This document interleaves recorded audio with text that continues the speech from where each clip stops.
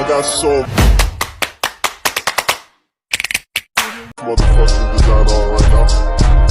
Bring it down, bring it down, bring it down. I got three old guys on the block. Assalamualaikum warahmatullahi wabarakatuh. Perkenalkan, nama saya Lisa Amanda. Saya mahasiswa dari Universitas Muhammadiyah Sumatera Utara, Fakultas Ekonomi dan Bisnis, Prodi Akuntansi. Di video saya kali ini, saya akan menjelaskan tentang tahapan-tahapan apa saja yang termasuk ke dalam siklus akuntansi. Nah, sebelum kita masuk ke siklus akuntansinya, kita harus mengetahui dulu apa itu yang dimaksud dengan siklus akuntansi. Siklus akuntansi merupakan proses di mana aktivitas yang dimulai dari analisis dan pencatatan transaksi sehingga menjadi sebuah laporan atau informasi akuntansi yang terdapat dalam periode waktu tertentu. Nah, di dalam siklus akuntansi, tahapan pertama yang terjadi itu adalah transaksi. Transaksi yang terjadi dalam suatu perusahaan diidentifikasi atau dianalisa terhadap akun-akun apa saja yang terlibat di dalam transaksi tersebut dan posisi akun tersebut apakah di debit atau di kredit.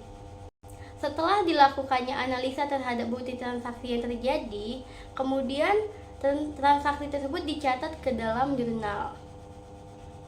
Jurnal terbagi menjadi dua, yaitu ada jurnal umum dan ada jurnal khusus. Jurnal umum adalah jurnal yang digunakan untuk pencatatan segala jenis transaksi keuangan dalam suatu bisnis pada periode tertentu. Sedangkan jurnal khusus merupakan jurnal yang dikelompokkan secara khusus sesuai dengan jenis transaksinya. Contoh jurnal khusus itu ada jurnal pembelian, jurnal penjualan, jurnal pengeluaran kas, dan jurnal penerimaan kas. Setelah dilakukannya pencatatan ke dalam jurnal, setiap akun-akun yang ada dikelompokkan menjadi satu berdasarkan jenis akunnya. Nama pengelompokan tersebut disebut sebagai posting ke buku besar.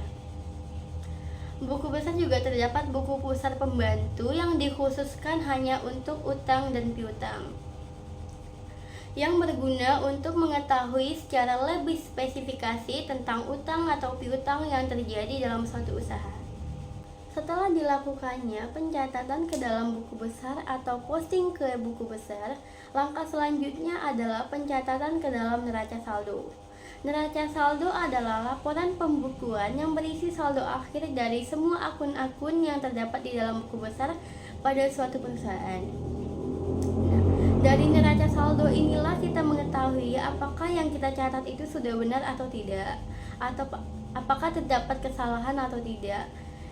Jika tidak terdapat kesalahan, maka posisi debit dan kredit dalam neraca saldo akan balance. Setelah dilakukannya pencatatan ke dalam neraca saldo, siklus akuntansi yang selanjutnya adalah membuat jurnal penyesuaian. Jurnal penyesuaian adalah jurnal untuk mencatat transaksi keuangan pada akhir periode akuntansi yang belum dicatat atau belum sempurna dicatat pada jurnal umum atau jurnal khusus pada sebelumnya. Setelah melakukan pencatatan ke dalam jurnal penyesuaian, langkah selanjutnya yang dilakukan adalah membuat neraca saldo setelah penyesuaian. Neraca saldo setelah penyesuaian adalah daftar dari semua akun dan saldo yang terkandung dari buku besar setelah entry penyesuaian untuk periode akuntansi yang telah diposting. Setelah melakukan neraca saldo setelah penyesuaian, langkah selanjutnya yang dilakukan dalam siklus akuntansi adalah membuat worksheet atau neraca lajur. Neraca lajur adalah suatu alat bantu yang digunakan untuk membantu kita dalam menyusun laporan keuangan. Worksheet sendiri terbagi menjadi tiga bentuk, yaitu bentuk 8 kolom, bentuk 10 kolom, dan bentuk 12 kolom. Bentuk yang umum digunakan dalam suatu perusahaan yaitu bentuk 10 kolom. Setelah membuat worksheet atau neraca lajur, langkah selanjutnya adalah membuat laporan keuangan. Laporan keuangan terbagi menjadi 4, yaitu ada laporan laba rugi, laporan perubahan modal, laporan neraca, dan laporan arus kas. Setelah selesai membuat laporan keuangan, langkah selanjutnya yang dilakukan dalam siklus akuntansi adalah membuat jurnal penutup. Jurnal penutup adalah jurnal yang dibuat untuk menutup akun pada laporan laba rugi dan akun pref atau penarikan modal oleh pemilik, atau dengan kata lain adalah jurnal yang digunakan untuk menutup akun nominal sementara. Setelah membuat jurnal penutup, langkah selanjutnya yang dilakukan adalah membuat neraca saldo setelah penutup.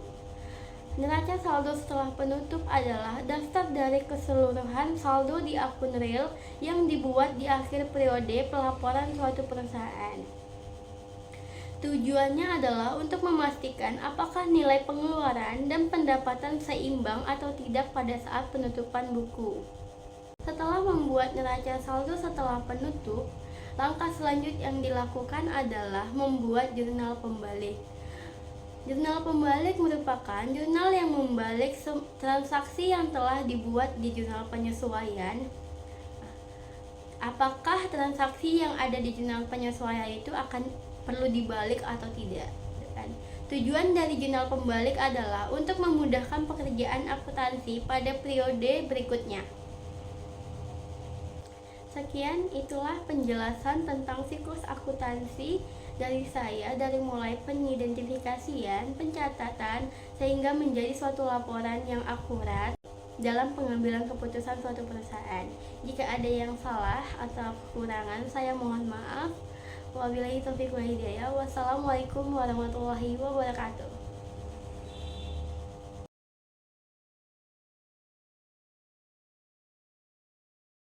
Audio Jungle.